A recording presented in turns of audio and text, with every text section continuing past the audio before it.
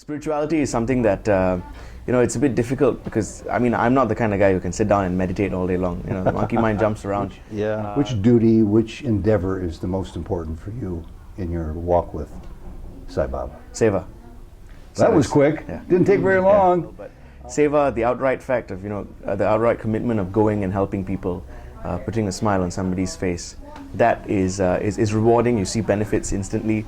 So we try and get involved as much as we can, so that if and when the time comes for us to take over, we know exactly what's going on in each of these wings. Not going to be a matter of if or when. You know that. When.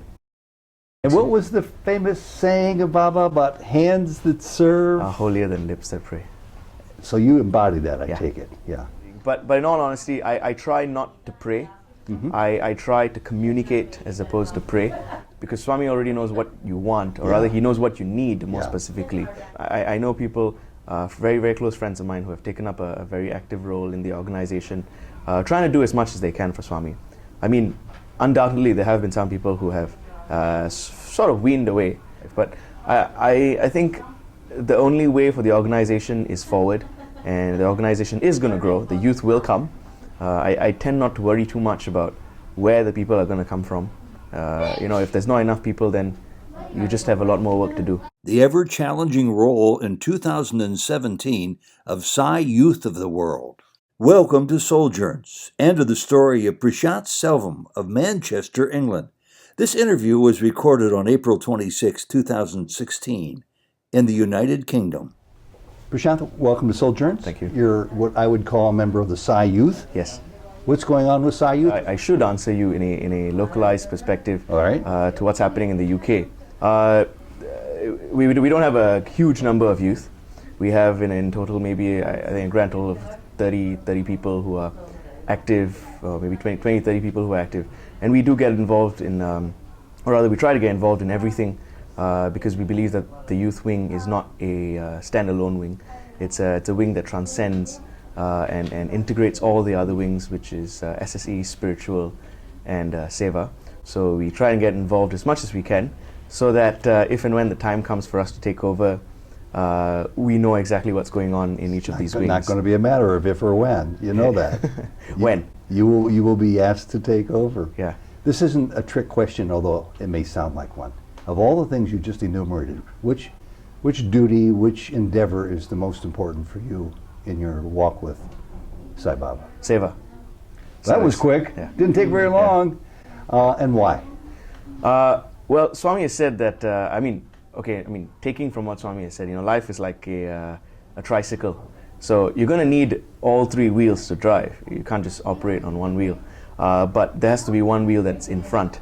And for me, it's service, because spirituality is something that, it's a bit difficult because, I'm not the kind of guy who can sit down and meditate all day long. The monkey mind jumps around. SSE, we try and get involved. We look at it as a service as well, but seva, the outright fact of, the outright commitment of going and helping people, putting a smile on somebody's face, that is rewarding. You see benefits instantly, and in this age of instant gratification, that just, makes And what was the famous saying of Baba about hands that serve? Are holier than lips that pray. So you embody that, I take it. Yeah. What is prayer for you, by the way? Occasionally, I'm sure you'll turn to a frustrating, but perhaps some occasionally productive 3 minutes of solid meditation or prayer. Does that enter your life at all? And if it does, tell us how. Well, generally, like most students, it comes 2 weeks before the exam. A lot before the studying. But in all honesty, I try not to pray. I try to communicate as opposed to pray. I feel that there's no point praying, because Swami already knows what you want, or rather he knows what you need more specifically, and he's going to give you all those things anyway.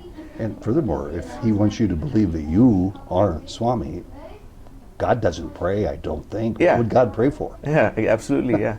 So you just communicate. So I would speak to Swami, like if I were having problems, I would speak to him. And many a time, especially when I'm doing Swami's work, there have been times where I face the lowest point of my activity, and I just look at a picture of Swami and I go, you know what, this is your business.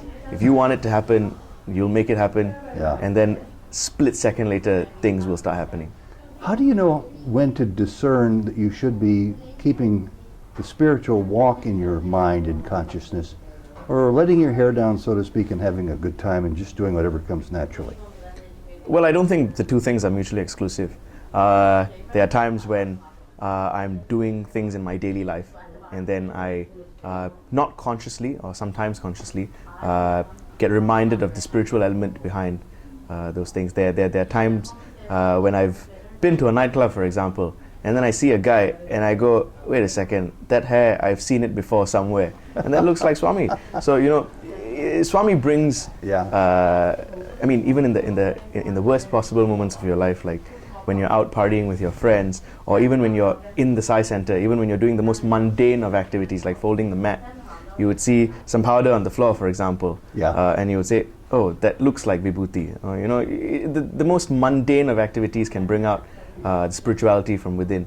So I think the ultimate aim is to essentially remove that line between the two and merge spirituality with daily life, such to say that you don't live life as 6 hours spirituality, 6 hours sleep, 6 hours study, but 24 hours spirituality, more like an umbrella, and everything else falls underneath. It's a great answer. In my opinion, the Sai Youth movement around the world seems to be waning. It's my opinion. If I'm right, why is it? Why is it doing that? Well, I wouldn't say you're right. I would say you might be half right. Okay, people if I'm half right. People might be on a hiatus for a while, just on a bit of a holiday. But I think there are youth who are becoming more active. Becoming more active? More active, a lot more active. That's from what I've seen. I know people, very, very close friends of mine, who have taken up a very active role in the organization, trying to do as much as they can for Swami. I mean, undoubtedly there have been some people who have sort of weaned away, and some people who have just maintained their regular level of commitment even before the Mass Samadhi. People exist in all facets of their spiritual life, but I think the only way for the organization is forward, and the organization is going to grow. The youth will come. I tend not to worry too much about where the people are going to come from. You know, if there's not enough people, then you just have a lot more work to do. Yeah. I like that, and it's very optimistic. I support that. One of the last questions is, Baba says frequently to people, he would say, yes, I'm God, and so are you. The only difference is you've yet come to understand that. Is that a big leap for somebody like you? Although I'm sure you're raised in a tradition where you know much more than many of us in the West about the concept of non-duality, Advaita, Vedanta. Is that nonetheless a big leap for you to see yourself as Baba sees you? At this moment, yes, absolutely. It is very difficult. Although I think that there is a difference between an Asian and a Western upbringing, such in the sense that, you know, we are taught the concepts of non-duality, but we're not ingrained in it's not ingrained in us that, you know, you are God. It's all book learned stuff. It's all book learning. It's not practical application stuff. Because you know your parents don't wake you up in the morning telling you, get up to school, God. You know, you get up to school and you do your daily life and you live the life of man. You're not trained to think that you're God. So the concept is at this moment, still very alien to me. Probably the only difference between myself and an average Western guy is he's going to outrightly deny it. I'm going to accept it, but not believe it anyway. And then one day, I mean, we're all going to get there. Yeah. But it's just a matter of time. Last question. What are you going to do when you grow up? And I don't mean your career. Well, I have this one very strong belief that we may have all our master plans, but everything happens according to the master's plan. So That's a good twist of the phrase. Let it be. And what I will be, what I want to be, is irrelevant, because everything will happen according to what he wills. And tacked on extra question, can you imagine anything occurring in your life that might dissuade you or discourage you from continuing along your spiritual path? Nothing. You don't think something challenging is going to come your way? I think if something challenging comes in my way, if something stood in the way of my spiritual path, I'll move it aside and carry on especially in my Sai life, because this is something that is very important to me, and it's something that I hold very near and dear to my heart. And great to hear every single word. Thank you so much. God bless you. Sai Ram. Thank you, Sai Ram.